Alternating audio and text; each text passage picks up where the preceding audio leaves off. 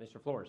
Thank you, Mr. Chairman. Thank each of you for being here. Thank you for what you're doing for the American people to keep us secure. I have a hypothetical question. Let's assume for a minute that the global war on terror is concluded completely and GWAT funding is zero. Where's our readiness then? What is our, particularly our military readiness? Readiness right now across the board is under extreme stress as we move towards, especially if we consider a future of BCA. Question then, what is the impact on that already struggling readiness, or the readiness that's under pressure? This goes back to the chairman's point, I think, in his opening statement. We see one of three futures.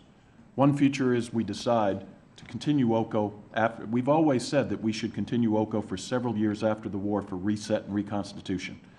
And so we believe that there is a role for OCO to continue after the war, but we know that this would be a debate with Congress. So one future would be we continue to have an OCO budget. Second future is we have no OCO budget and we absorb it into our base with no top-line support. That would be disastrous. And what would that do to readiness? It would kill it. It would, I think, I totally subscribe to the Vice Chairman's, it would result in a broken force. The third option is to not have OCO, but increase the top line to offset. Those are three futures that we want to have a debate with Congress upon. We have our own opinions, but we always believe that OCO would last for several years, at least for the reset and reconstitution.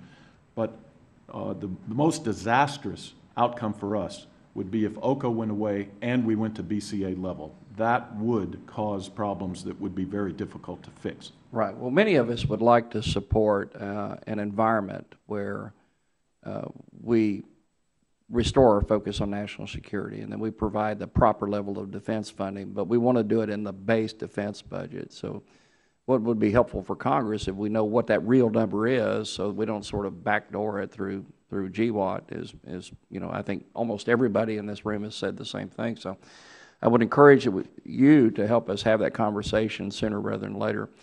Admiral Winfield, I got to make my first trap and first catapult assisted landing on the CVN-71 Theodore Roosevelt this weekend, and want to compliment you on the young men and women that serve on that vessel to keep our country safe and free. And with that, I yield back.